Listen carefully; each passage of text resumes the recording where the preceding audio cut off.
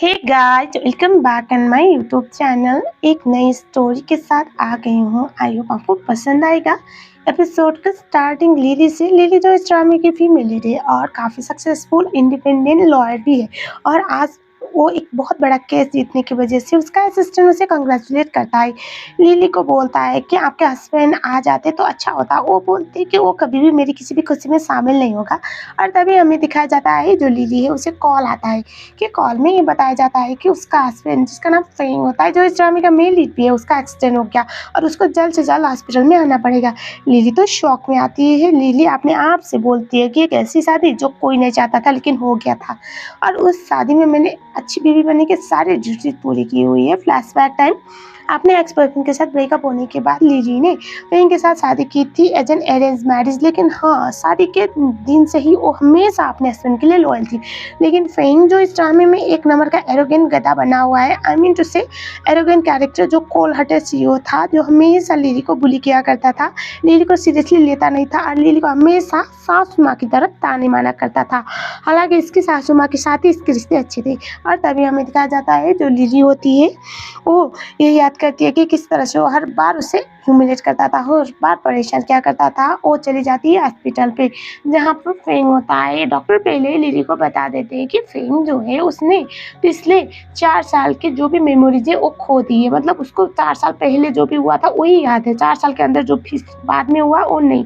मतलब फेंग अपने 4 साल की शादी को भुला चुका था। जो सुनने के बाद लिली शॉक में। पहले तो उसे समझ नहीं आता कि क्या करना है, लेटर वो समझ जाती है उसे क्या करना है। वो बोलते हैं मेरी मदद करना। उसके बाद हो जाती है लिली।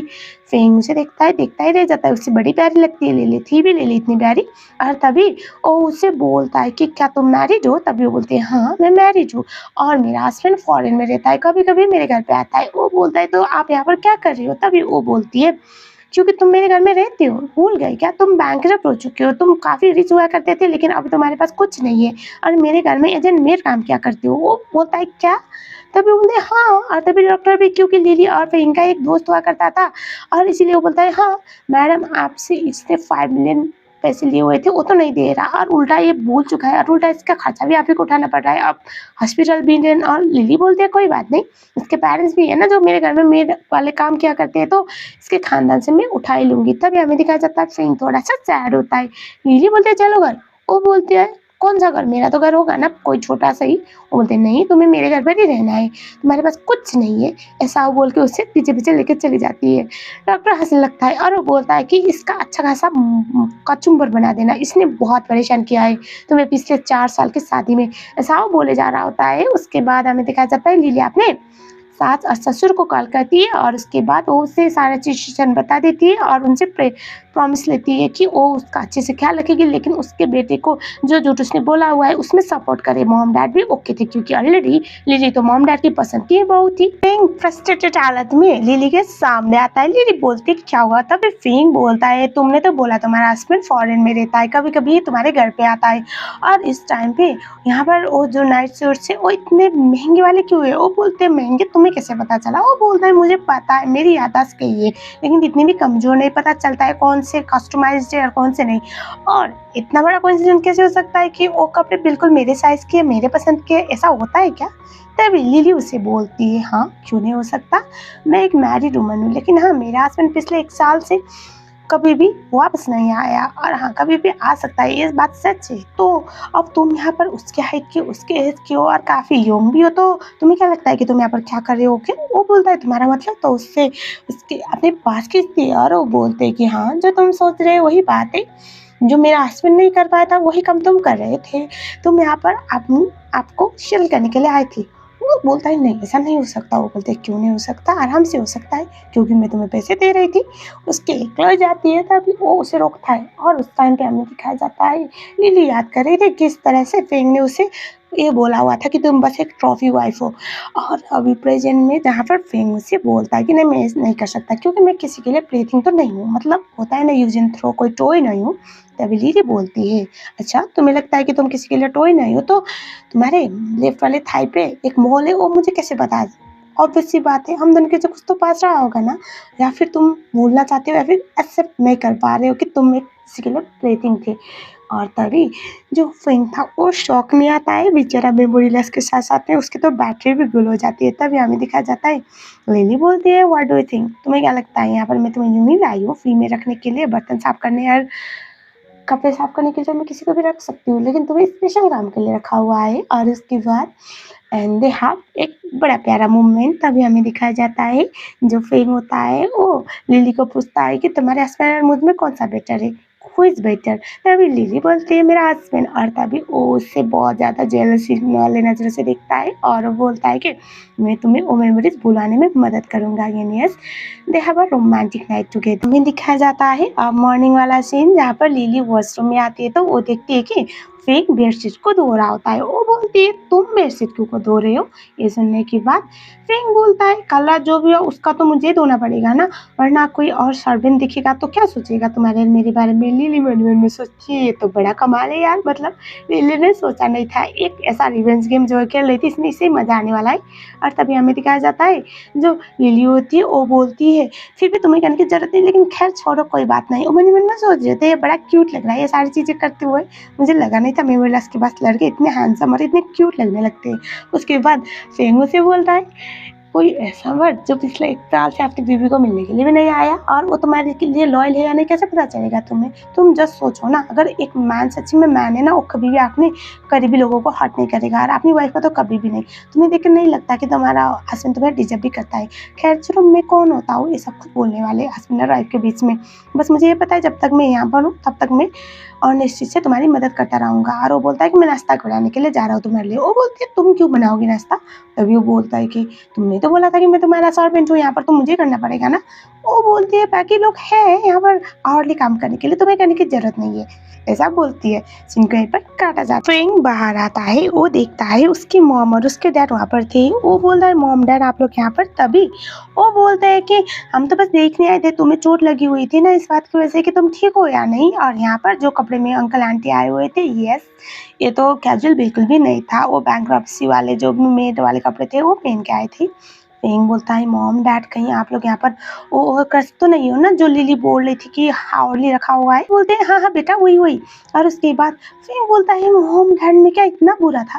तभी वो बोलते हैं नहीं बेटा ऐसी कोई बात नहीं। और तभी वो बोलता है हमारी कंपनी बैंकरप्ट हो चुकी है। वो बोलते हैं हाँ बेटा क्या कर सकते हैं, आई नो तुम्हें बहुत डिसअपॉइंटिंग लग रहा होगा क्योंकि तुम्हारे माँ बाप बहुत निकम्मे हैं हम दोनों, ऐसा बोल के रोने का ड्रामा करती।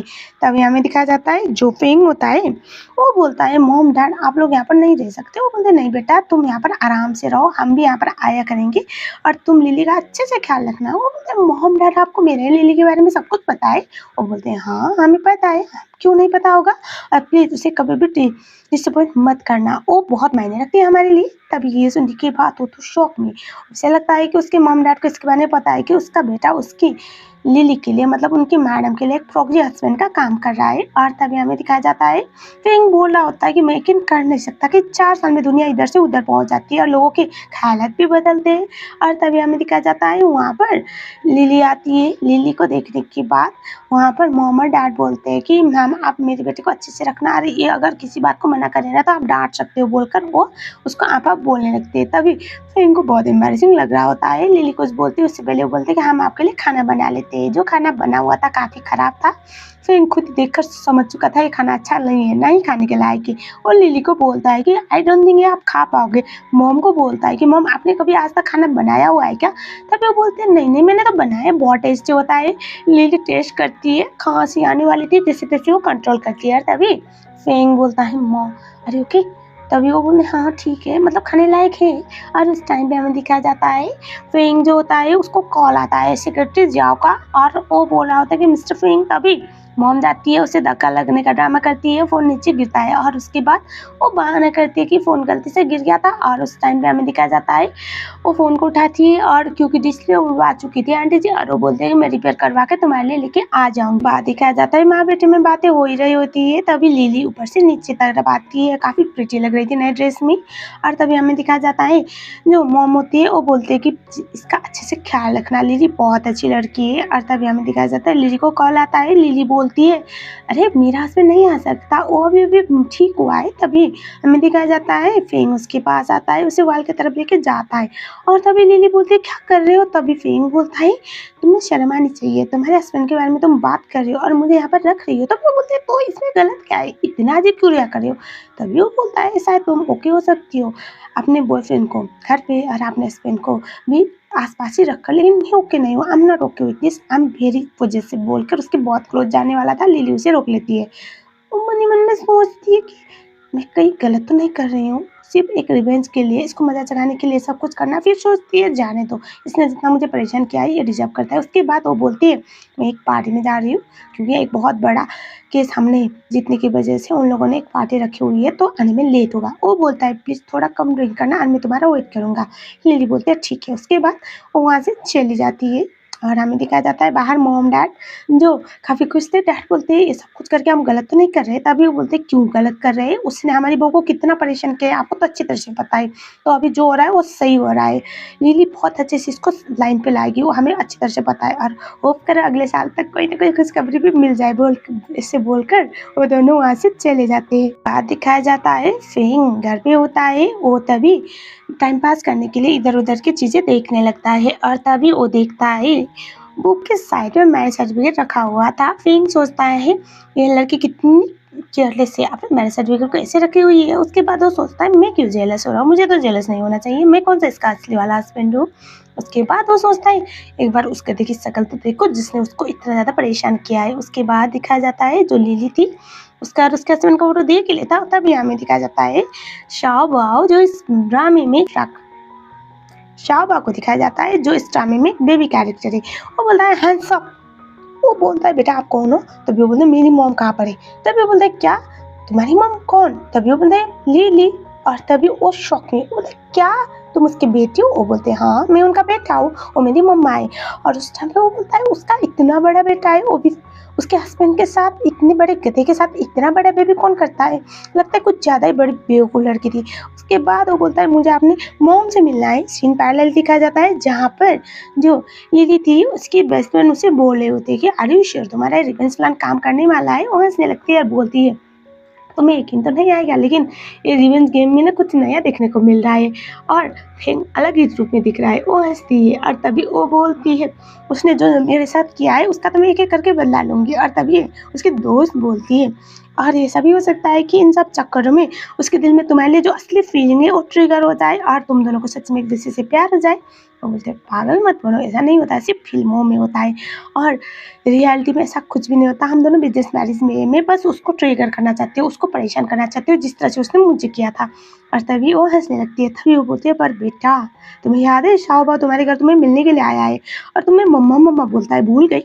बोलती है ओ शिट मैं तो मर गई। बाद में पता चला जो शाओबा है वो दरअसल लिली का नहीं बल्कि उसके एक दोस्त का बेटा था जो बाद में उसके दोस्त के डेथ के बाद उसने अडॉप्ट किया हुआ था।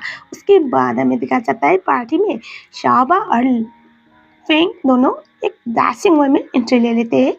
उस पार्टी में फेंग और साबा आए होते हैं। साबा बोलता है यहाँ पर सच में मेरे पापा नहीं है क्या। वो बोलता है बेटा मुझे भी जानना है कि तुम्हारा पापा कहाँ पर है और वो गधा किस तरह का दिखता है। और तभी वो बोलता है मैं आज तक कभी अपने पापा से मिला ही नहीं हूँ। उसे बुरा लगता है, उसे ये समझ में आता है कि जो भी लिली का हस्बैंड है मतलब सोकल है तो वही फिर भी तो वो एक गैर जिम्मेदार हस्बैंड के साथ साथ एक गैर जिम्मेदार पिता भी है। और तभी हमें दिखाया जाता है वहाँ पर बाकी लोग फेंग को काफ़ी अच्छी तरह से ट्रीट करते हैं। तब फेंग मन मन में सोचता है मैं तो बैंकरप्ट हो चुका हूँ ना, तो लोग इतने अच्छे से ट्रीट करें मुझे, ये लोग कुछ ज़्यादा ही अच्छे हैं क्या। और तभी जो शाओबा था वो बोलता है क्योंकि आप मेरे मम्मा को जानते हो इस बात के मैं आपसे अच्छे से बात कर रहा हूँ लेकिन ज़्यादा उम्मीद मत रखना। तो आप वो हंसता है और वो बोलता है कि इसकी मम्मा के साथ मेरा जो रिश्ता है लगता है कुछ ज़्यादा ही पब्लिक हो गया है, जो सब लोग मुझे अच्छे से ट्रीट करें ऐसा उसे लग रहा होता है। लिली के बेस्ट फ्रेंड देखती है वहाँ पर तो जियान भी आया हुआ था। जियान इस ड्रामे का दूसरा मेल लीड है और एक टाइम पे लिली का बॉयफ्रेंड भी हुआ करता था। एक समय पर लिली का बॉयफ्रेंड भी हुआ करता था और बाद में उन दोनों का ब्रेकअप हुआ था। उसके बाद ही उन दोनों ने शादी की हुई थी। ये नहीं बिजनेस मैरिज तो था ही। और तभी हमें दिखा जाता है जो लिली होती है वो बोलती है यार इसके आने से ना आने से मुझे फर्क नहीं पड़ता। और तभी वहाँ पर आता है उसका एक्स जियान। वो जो लिली की दोस्त थी वो बोलती है मैं बाद में आती हूँ, तुम दोनों कैरियन करो। उससे कोने मार के बोलती है अभी मैं मान जो ऐसी बकवास बातें मत करो। तभी वहाँ पर जो जियान था वो आता है और उस टाइम पे वो बोलता है कि मुझे लगा नहीं था मैं तुम्हें दोबारा देख पाऊंगा। और तभी वो बोलती है नहीं कैसे हो तुम, ऐसे कैसे बात कर रहे हो। तभी वो बोलता है कि नहीं ना तुम बहुत गुस्से में हो क्योंकि मैंने तुम्हें अचानक छोड़ दिया था। लेकिन तभी वो बोलती है वो सारी पुरानी बातें, अभी मैं बहुत खुश हूँ। तभी वो उससे बोलता है मुझे पता है तुम उसके साथ बिल्कुल भी खुश नहीं हो और तुम्हें वो अच्छे से ट्रीट भी नहीं करता, मैं अपनी गलती को सुधारना ये सब बोलने वाला था। तभी वो बोलते हैं नहीं ऐसी कोई बात नहीं, मैं अपने हस्बैंड से बहुत प्यार करती हूँ और वो मुझसे बहुत अच्छे से ट्रीट करता है। तो आई थिंक कोई गलतफहमी है, तुम्हें किसी ने कुछ गलत सलत बोल दिया होगा। और तभी हमें दिखाया जाता है वो उससे बोल रहा होता है कि तुम मेरे तरफ इतना कोल्ड बिहेव मत करो प्लीज़, मैं बर्दाश्त नहीं कर पाऊंगा। और तभी वो बोलती है लेकिन हमारे बीच में कुछ ऐसा था नहीं ना कभी भी, जो भी था वो पास्ट वाली बात है, पास्ट इज पास्ट। तभी हमें दिखाया जाता है वहाँ पर कोई तो बंदा उससे टकराता है जिस बात की वजह से लिली जियान के नज़दीक जाके गिरती है, उसे होल्ड करता है। उसके बाद हमें दिखाया जाता है पीछे आग बबूला बन के फेंग उसे देख रहा होता है। उसके बाद फेंग को देखने के बाद फेंग वहाँ से जाने लगता है, लिली उसके पीछे-पीछे चल जाती है। लिली उसे बोलती है मेरी बात सुनो फेंग कहाँ पर जा रहे हो। तभी वो उसे टकराती है, उसे वॉल की तरफ लेके जाता है और वो उससे बोलती है तुम यहाँ पर क्या कर रहे हो, मैंने बोला था ना घर पे रहो। वो बोलता है क्यों, तुम यहाँ पर अकेले होती तो तुम्हें डर लग रहा है क्योंकि मैं यहाँ पर आ गया तो तुम अपने पुराने हस्बैंड के साथ मिल रहे हो और मैंने डिस्कवर कर लिया। तभी वो बोलती है ऐसी बात नहीं है फेंग। तभी वो बोलती तो क्या बात है, आई नो मैं गलत हूँ क्योंकि मैं तो बस तुम्हारे लिए टाइम पास हूँ ना, मैं तुम्हारे हस्बैंड का अप्रोच हूँ। उस टाइम पे तुम कुछ भी कर सकते हो लेकिन फिर भी तुम्हें थोड़ा सा मेरा इमेज तो ख्याल रखना चाहिए था ना मेरी फीलिंग का। ऐसा बोल के उसे किस कर लेता है।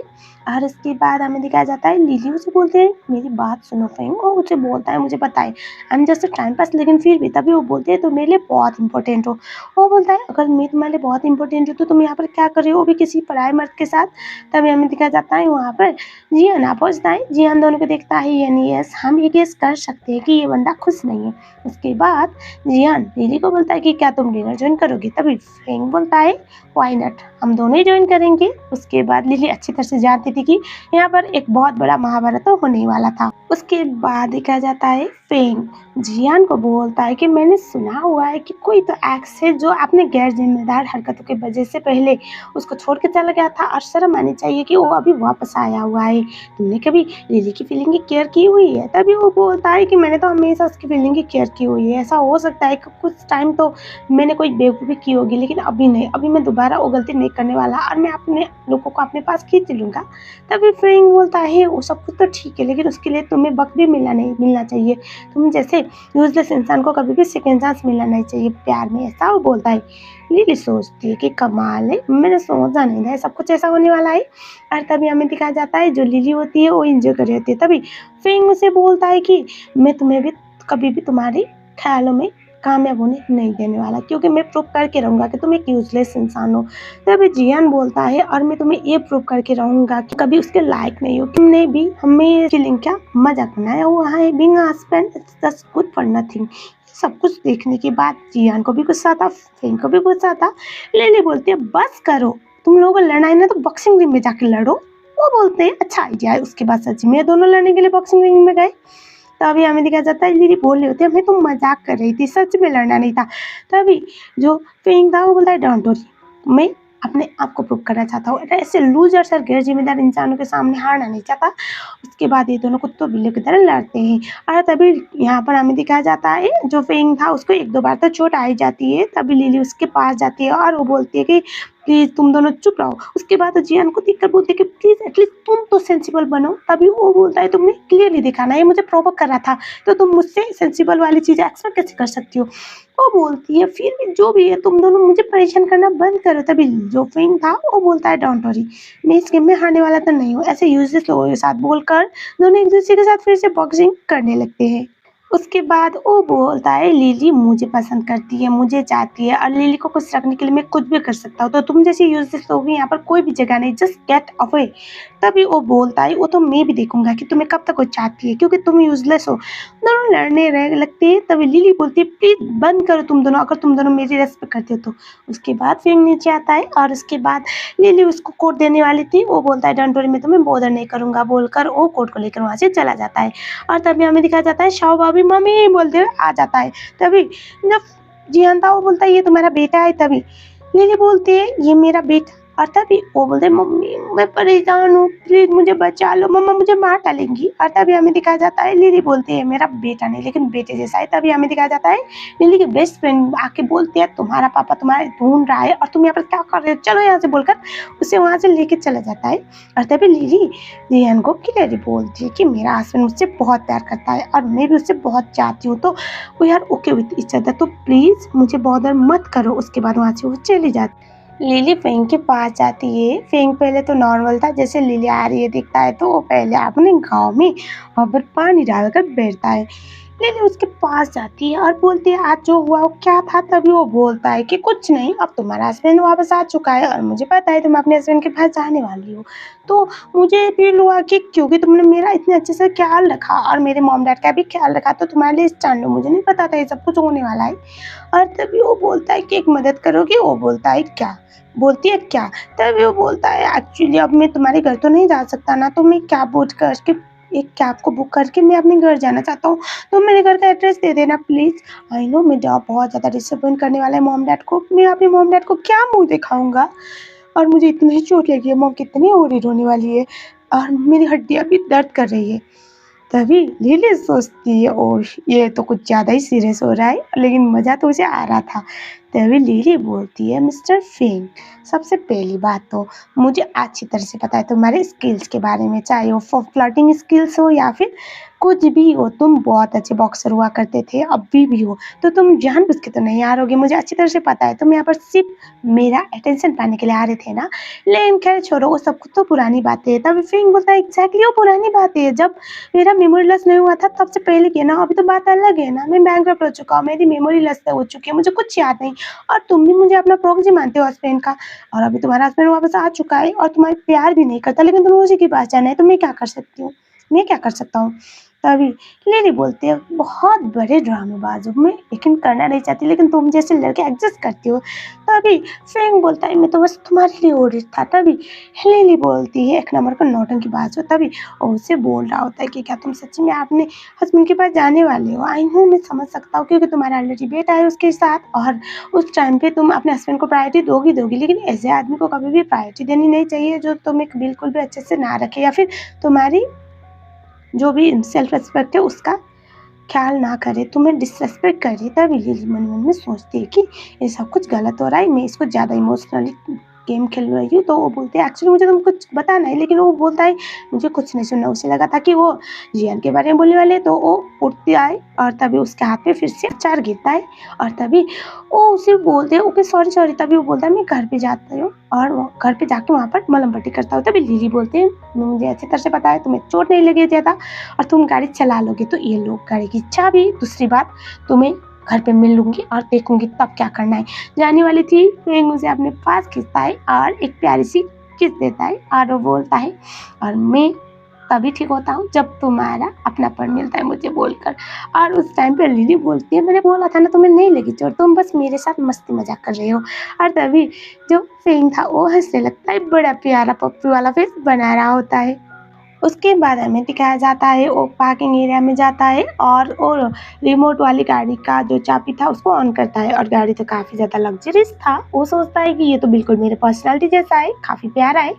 और तभी हमें दिखाया जाता है वहाँ पर मियाँ आती है जो इस ड्रामे की सेकंड फीमेल लीड और जो इस गधे को मतलब फेंग को कुछ ज़्यादा लाइक किया करती थी। बहुत सारे मिस्टेक्स और कन्फ्यूजन तो पहले इसी की वजह से हुए थे। वो बोलती है कि मैंने तुम्हें कितना ढूंढा, वो बोलता है पर मैं तुम्हें नहीं जानता, तुम कौन हो। वो बोलते हैं मैं तुम्हारी, तुम्हें पता है ना मैं तुम्हें कितना पसंद। वो बोलता है देखो जो भी हो प्लीज़ मुझसे बात मत करो, मैं नहीं जानता तुम्हें।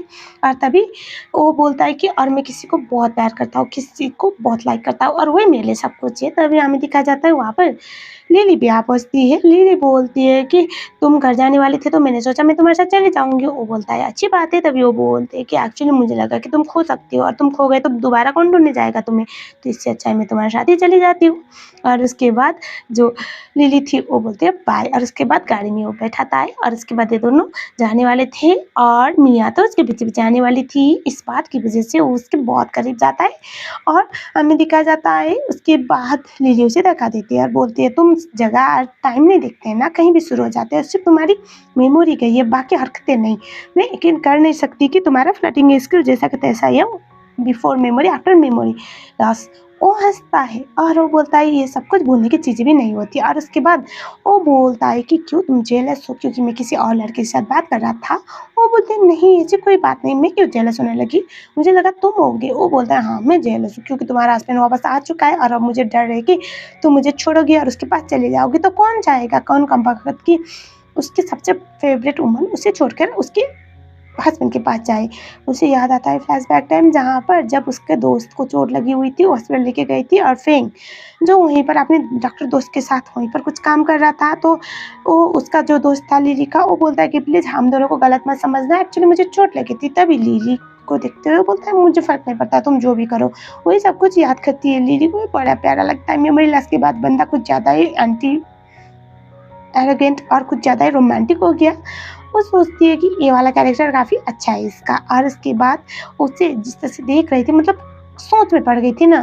फ़ेंग बोलता है क्या हुआ तुम मुझे ऐसे ताड़ रही हो जैसे कि तुम्हें कुछ चाहिए जो बोल नहीं पा रहे। आई नो मैं समझ सकता हूँ। उसके फेस को टच करता है और वो बोलता है मेरा काम जो है मुझे अच्छी तरह से पता है, तो तुम क्या यहीं पर बोलकर अपने शर्ट के 2 बटन खोलता है। वो बोलते हैं नहीं मैं कुछ नहीं सोच रही थी, तुम ही ज़्यादा बकवास सोच लेते हो पता नहीं कैसे, बोलकर उसके शर्ट को जल्दी-जल्दी बंद करवाती है और बोलती है चलो घर पर। और उसके बाद वो हँसता है और दोनों घर पे घर पे जाने के बाद दिखाया जाता है जो लिली थी उसको जियान कॉल करता है रिगार्डिंग की वो कोई केस है जो उससे दिलना चाहता है। मतलब मैं कुछ नहीं, वो नॉर्मली लिली को फिर से दोबारा अप्रोच करने के बहाने ढूंढ रहा था। लेकिन फेंग भी चुप रहने वाले में से बिल्कुल भी नहीं था। वो लिली के बहुत ज़्यादा पास जाता है और बोलता है कि तुम्हें आराम करना चाहिए, अभी इतने लेट फ़ोन पे बात क्यों कर रहे हो, चलो बेबी सो जाओ। उसके बाद उसके फ़ोन को छीनता है, फ़ोन को बंद करता है। उसके बाद वो उससे बोलती है क्या कर रहे हो तुम मुझे फँसाओगे। तभी वो बोलता है क्यों तुम्हारा हस्बैंड सुनने का तुम्हें एम्बैरेसिंग लग रहा है। वो बोलती है ऐसी बात नहीं है। वो बोलता है तुम्हें सोना चाहिए, अभी आराम का वक्त है। उसके बाद वो दोनों एक दूसरे के काफ़ी क्लोज थे। बेडरूम में दिखाया जाता है जहाँ पर लिली मन ही मन में सोच रही होती है कि इस बंदे को मैं पिछले 12 साल से जानती हूँ और 4 साल से हम दोनों मैरिड रिलेशन में। लेकिन समझ में नहीं आ रहा वो जो 12 साल के दौरान जो मैं तुम्हें जानी हूँ वो रियल हो या फिर अभी वाले रियल हो। ऐसा लग रहा है हर दिन मैं तुम्हें नए-नए तरीके से जान रही हूँ। और तभी हमें दिखाया जाता है उसके फ़ोन में, पिंक के फ़ोन में कंटिन्यूअसली सेक्रेटरी जाओ उसको कॉल आ रहा होता है और कॉल को उठाती है तो वो बोल रहे होते हैं कि तुम मेरा फ़ोन क्यों नहीं उठा रहे हो, पता नहीं एक्सटेंड के बाद तुम क्या हो गए हो ऐसा। लिली बोलती है मिस जाओ तुम अपनी औकात से बाहर आ रहे हो, सबसे पहली बात तो इतने लेट नाइट को किसी के हस्बैंड को मैसेज नहीं किया जाता। और उससे बोल रही होती है कि नहीं ऐसी बात नहीं है, वो हमेशा तुमसे नफरत करता है और वो मुझे पसंद करता है। लिली हंसती है और बोलती है वो तुम्हें मेरे बेडरूम में आकर मेरे बाहों में हुए हस्बैंड को पूछना चाहिए, मेरी गलती ये है कि मैं तुम्हें पहले ही मुँह तोड़ जवाब दे नहीं पाई, मुझे लगा था कि जाने दे, लेकिन अब रिग्रेट हो रहा है। अगर दोबारा मेरे हस्बैंड को तुमने कॉल किया और फ़ोन किया या फिर कुछ भी करने का ट्राई किया, I will not let you go. ऐसा बोल के फ़ोन को रख लेती है। उसके बाद फ्रेंड को बड़े प्यार से देख रही थी और हमें दिखाया जाता है वो अगले सीन जहाँ पर फ्रेंड जो होता है वो वॉशरूम में होता है, बेडशीट को धो रहा होता है। तभी लिली बोलती है तुम यहाँ पर फिर से दोबारा क्यों धो रहे हो। तभी वो बोलता है मुझे धोना पड़ेगा ना, डोंट वरी, एक ही हाथ से, ना ही मेरा परफॉर्मेंस खराब हुआ है ना ही मेरा काम। बोलता है तभी लिली बोलती है तुम बहुत बेशर्म हो। वो बोलता है हाँ मुझे पता है। और तभी हमें दिखाया जाता है फ्रेंग उसे अपने पास खींचता है। लिली बोलती है तुम्हें सब कुछ करने की बिल्कुल ज़रूरत नहीं है, ट्रस्ट मी, तुम इस सब चीज़ों के लिए नहीं हो। तभी हमें दिखाया जाता है उसे अपने पास खींच के उसके हाथ को टच करता है और उसके बाद वो बोलता है चलो मैं अकेले नहीं लेकिन तुम और मैं साथ में धोते हैं। और दोनों बेडशीट को धोने लगते हैं। दोनों का बड़ा प्यारा क्यूट मोमेंट था। लिली डिस्ट्रैक्ट होती है क्योंकि वो इतना कुछ करना नहीं चाहती थी, मतलब कहीं ना कहीं उसके मन में तो है ना कि उसने ये सब कुछ क्यों किया था। वो बोलती मुझे ऑफिस में काम है तो तुम आराम करो, मैं बाद में मिलती हूँ, बोल के वहाँ से बाय बोल के चली जाती है। उसके बाद फ्रेंक घर पर होता है, शावा वहाँ पर आता है और वो बोलता है बुरे अंकल लास्ट टाइम आपने मुझे मम्मी से बात करने भी नहीं दिया, आप इतने बदले पी लो। तभी वो बोलते हैं नहीं ऐसी बात नहीं है। तभी वो बोलते हैं मुझे टैट से भी मिला था लेकिन आपने वो भी मदद नहीं की। वो सोचता है मन ही मन में कितना बुरा है, वो आया था और आपने बेटे से मिला भी नहीं और आपने बीबी से ऐसे हक जता रहा था जैसे कि उसकी पर्सनल प्रॉपर्टी है। उसके बाद उसे उसके लिए बुरा लगता है। वो बोलता है बेटा क्या आप मेरे साथ बाहर घूमना पसंद करोगे। वो बोलता है किस हक से। तभी